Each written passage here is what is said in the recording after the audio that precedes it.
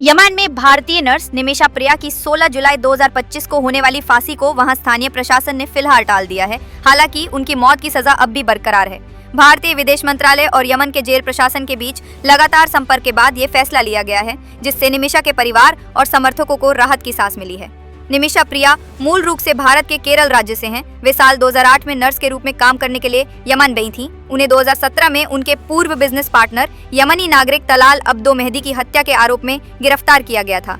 आरोप है कि निमिषा ने मेहदी को बेहोशी की दवा की अधिक मात्रा देकर उनकी हत्या की और फिर उनके शव को टुकड़ों में काटकर पानी की टंकी में फेंक दिया था। निमिषा ने इन आरोपों से इनकार किया है और उनके वकील ने कोर्ट में दलील दी थी कि निमिषा ने केवल अपना पासपोर्ट वापस लेने के लिए मेहदी को बेहोशी की दवा दी थी, लेकिन अनजाने में दवा की मात्रा अधिक हो गई। 2020 में यमन की एक स्थानीय अदालत ने निमिषा को मौत की सजा सुनाई थी। इसके बाद 2023 में यमन के सुप्रीम कोर्ट ने उनकी राहत की अपील को खारिज कर दिया। जनवरी 2024 में यमन की हूती विद्रोहियों की सुप्रीम पॉलिटिकल काउंसिल ने इस सजा को मंजूरी दी।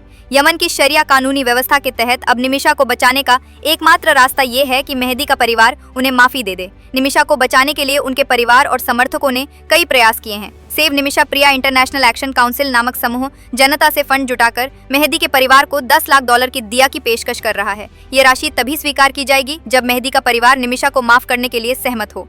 यमन में निमिषा के मामले में power of attorney Samuel Jerome ने कहा कि हम लगातार मेहदी के परिवार से बातचीत कर रहे हैं। अभी तक उन्होंने माफी देने का फैसला नहीं किया है। हमारा प्रयास है कि फांसी की तारीख को टालकर हमें और समय मिले ताकि बातचीत आगे बढ़ सके। इसके अलावा केरल के एक प्रभावशाली मुस्लिम धर्मगुरु ने भी यमन के कुछ शेखों से इस मामले में बात की है। सूत्रों के मुताबिक मृतक के रिश्तेदारों और प्रभावशाली लोगों के साथ एक बैठक बुलाई गई है, जिसमें माफी की संभावनाओं पर चर्चा होगी। निमिषा के परिवार ने भारत सरकार से इस मामले में हस्तक्षेप करने की अपील की थी।